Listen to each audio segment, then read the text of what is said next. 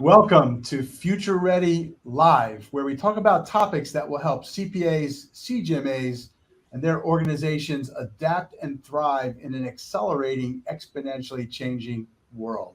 I'm your host, Tom Hood, the EVP of Business Engagement and Growth at the AICPA SEMA, the largest global body of certified professional accountants in the world. Today, we're going to be talking about the CS role in generative AI in driving profitable growth.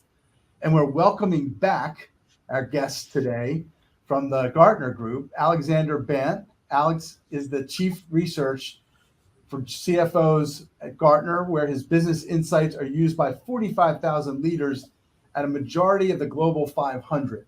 His research teams quantify and share what the top companies and their leaders do differently to maximize their people, processes, and technology. He holds a degree from the London School of Economics and is an adjunct professor at American University of Kogod School of Business in Washington, D.C. Alex, say hello to our group. Yeah, Tom, thanks for having us back. We're excited to continue talking about all things digital finance. It's one of my favorite topics, and it's great to have you both back here. Next up is Marko Horvat.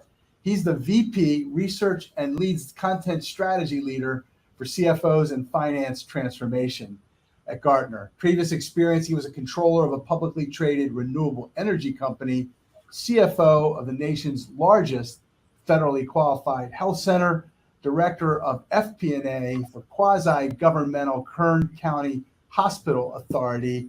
Marko, say hello to everyone. Hey, everyone. Good to see you again, Tom. Awesome. It's so great to have you guys back. And we just saw you not too long ago at our Future Finance Leadership Advisory Group. So let's start with the headlines.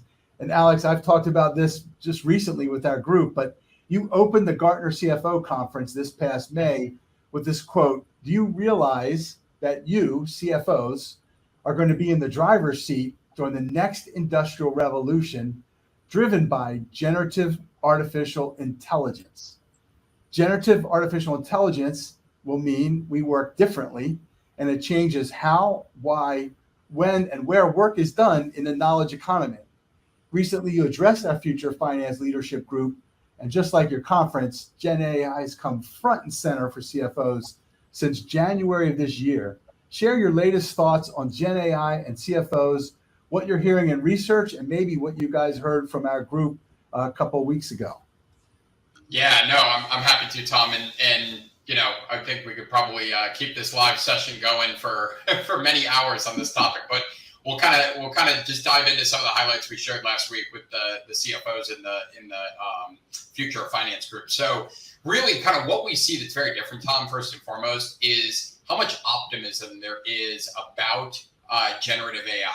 Right? I think normally, when new general purpose technologies come on, like the railroad or the internet or something like that, there's a lot of skepticism, right? And everyone thinks they're going to be, used for evil and ill. And what we're seeing is actually 68% of senior executives across the Fortune 1000 see more opportunity than risk. Now, there's risk abound, right? And we can talk more about that, Tom. But a lot of optimism about the prospects of this. Now, really, we kind of see five big forces driving this for CFOs. First, the board and CEO, right? Every CFO I'm talking to, and Marko, I'll get your take in a minute. I'm hearing, hey, our board and CEO wants us looking at this really heavily, right? Guarding against the risks, looking at the opportunities. The second one is customers, right? So, companies left and right are mentioning how generative AI will change the way that they interact with customers. And customers across the world will start to expect generative AI being built into their products and services. Third is employees. Right now, CFOs are telling us, hey, our employee base is a little worried that generative AI may replace their jobs. But we think over time that generative AI will create more jobs. And really, employees won't want to work at organizations that don't unlock the power of generative AI. So there'll be some employee pressure too. The other one, and Tom, I know we've talked a lot about this, is the regulatory piece, right? And so as regulators put the rules in place around AI, both in Europe, North America, around the globe, there's going to be a rush for CFOs to really ensure financial compliance in the face of those regulations. And then finally, investors, right? If you've gotten a hold of any of the investor reports covering pretty much any industry, the analysts already want to see a lot of cost takeout, and they see a lot of upside in revenue from a multitude of different industries and sectors. And so investor pressure will really be here for CFOs to kind of navigate how they're gonna roll this out. But Marko, anything else you'd add from a CFO perspective that you're talking through? No, I think you kind of hit all of it. I think the story that's kind of coming out, Tom, is what makes AI a little bit different. That's a question we get. Is this another fad, and how is this different? Is that you really see it being embedded in sort of the fabric of a lot of things that CFOs touch on a regular basis, whether that be how talent works within your organization, what is the what is the value proposition coming out of finance, or even how your consumers or your clients expect to interact with the products and services that you provide. So the fact that it's become so integrated and entwined really makes this a little bit different than some of the other technologies we've experienced in the past. Yeah, and it's funny because in our Future Finance Leadership Advisory Group, it's amazing how much the sentiment changed from the last time we did our Future Ready live session with you guys, which was early on, it was like April. It's amazing the sentiment in the CFO community that's shifted since April to now. They're now going, we got to do some of this. At least that's what we heard from our group. Still a few that are not quite there yet, but they're, like you said, they're all curious. And they're all optimistic as opposed to afraid of it and only worried about controlling it or worried about the issues around safety and security. So it's definitely a sea change in the mindset around that. And I thought you guys did an amazing job of talking about the concept of efficient growth, which we're going to go into next, because you talk about how does AI, Gen AI, and Chat GPT factor into this need for efficient growth, especially in the midst of the inflation and recession pressures. So can finance leaders actually drive top line growth while improving margins? And I think you guys would say yes to that. So talk a little bit more about how that would work. Yeah, I think, Tom, we say the best CFOs out there always live 12 months in the future, right? So they're always thinking about how do we prepare the organization for the next phase of the cycle. Right now, CFOs are already deep into 24 planning, thinking through how do we allocate resources in a way that will help us drive efficient growth, right? And so really efficient growth just has different flavors across different parts of the business cycle. We've been in this era of cash profitability, really driving cost out of the organization over the last few years as interest rates have gone higher. What we're starting to see, and I actually saw some data this morning, Tom, from our team about the mentions of cost and recession and so forth in the Q2 earnings sentiment analysis. Those things are coming way down again. And so really CFOs are thinking, how do we drive growth in the next phase of the cycle that's also profitable, right? And so as they think about that, there are some big hurdles that they're going to need to overcome. The first is, how do we do that in a higher interest rate environment? How do we deploy capital to growth bets that can drive us forward? The second is, we got to have the talent to actually execute this next phase of growth. And you're seeing all the hiring data too. It's still a very tight labor market out there, and it's competitive. And then finally, digital transformations are still lagging behind, right? 67% of CFOs would tell us we're still not seeing a return on investment from our current digital initiatives. And that makes the CFO kind of skeptical to spend a lot more money to drive growth in a digital sense. But Marko, I know you're doing a lot of thinking with our CFOs on kind of how Gen AI plays into this next phase of growth in the business cycle. What are you hearing? So there's really 5 different ways that you can look at how Gen AI will help drive top line growth with companies, right?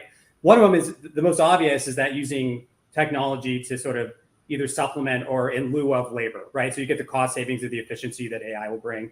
But the other thing, there's 4 other ways that I'm hearing that people are using Gen AI. One is the idea that you're going to use Gen AI to better understand your business, where it is that you're making money. So it's the insights into your business that's going to be very, very important in terms of leading into the next phase of the business cycle and the AI future. The next one is, kind of similar to that, is know your customer, the ability to take the data that you have proprietary to your customers and understand the needs and wants of your customers, right? The next one is obvious, in terms of, you see a lot of companies doing this where they're taking Gen AI and using it as part of their service offering, right? Using Gen AI to help offer better products and services to their companies as part of the user experience. And the last way that they're using it is through the speed of innovation. I guess one of the great advantages of generative AI is the ability to iterate on creative processes to make that go quicker and faster. So the speed of innovation to bring new ideas and products to market is probably the fifth way that we see, among the many dozens that we see a lot of the best companies utilizing Gen AI to drive top line growth. That's great stuff. Now, I just have to double click on something that you both talked about, and I get to this is the expanding role of the CFO. Clearly, what we've always heard from our group 3 years ago when we started this journey of what's the future of finance, this idea of a chief value officer, a CFO that was adding value to the company in a much more strategic way, strategic foresight instead of rear view, mirror view, which was the old CFO idea. And I'm hearing you guys basically say that. That's why the CFO is sitting in the front driver's seat with the CEO, and they're saying we need to explore these things. Is that true? Is that what I'm seeing? Yeah, it's super interesting, Tom. On the Future of Finance group that we ran with you last week with the CFOs. Remember, we kind of did that poll where we said, what is the CFO's role in driving, especially this Gen AI stuff across the enterprise? And we had that CFO kind of raise their hand and say, I don't want to just select one, right? My role kind of has a multitude of facets, right? And so really what we're seeing is guard against the risks first and foremost, right? So CFOs are protecting their IP, they're protecting their assets, but they're trying to get involved in broad-based education around Gen AI across the enterprise, see where it can take out costs, see where it can open up new revenue streams and new businesses. And CFOs are really thinking about, okay, what kind of capabilities do we need to go acquire in the market to get this right? What else are you hearing them spend time on, Marko? It was interesting. It was you see this evolution of the CFO that we were talking about, right? Where you see, it was interesting because the way that question was laid out, one of the answers was sort of regulatory steward, right? Which is the classic role of the CFO, and a lot of people are involved with that. But the interesting thing is we see this evolution towards not just steward, but investor, like helping lead the organization in terms of where they should be placing their bets and how they should be evaluating the investments in these future technologies. And perhaps the most interesting thing was not just CFO as the steward and the CFO as the investor, but the CFO as the educator, where CFOs are thinking it is part of their role to educate and evangelize these thoughts and ideas throughout their entire organization, which I thought was absolutely fascinating. Yeah, it was interesting to me because protect was the lowest one that they selected. They had invest, learn, and train ahead of protect. I think protect for them was table stakes, but that was actually pointing that perfect piece out. That's awesome. All right, let's keep going because we're kind of continuing the theme of, you said at some point like 52%, I've seen different numbers, but 52% of CFOs predict autonomous finance by 2028. How does Gen AI and AI factor into this prediction that was, I think, made in 2022? Does it accelerate it? And how should CFOs think about it as it relates to their digital ambitions around autonomous finance? Yeah, this one's interesting. So and I think you made an important point there. That prediction came out from Gartner in 2022, Tom, before all the Gen AI stuff kind of hit the market and really took off. So we'll have to run that poll again and see if it's higher. But basically, autonomous finance to us is like a multi-decade transformation that's ahead of us for finance functions. And it involves three big general purpose technologies. The first is AI. That one, we're seeing a huge uptick right now. Then you've got blockchain. And then after that, quantum computing, right? And quantum computing seems like a planet away at this point. But really, the AI piece is what we're seeing being adopted a lot more broadly. Not just generative AI, but broader in its full sense of AI. But Marko, do you want to talk a little bit about kind of what we're hearing from teams just on where they're thinking about Gen AI in this autonomous finance journey? So I think a lot of this speaks to the importance of the strategic piece of the CFO when they're looking at their transformation plan, right? Especially when you're talking about transformation initiatives that you only take on like once in a generation, like let's say like a brand new ERP or something like that.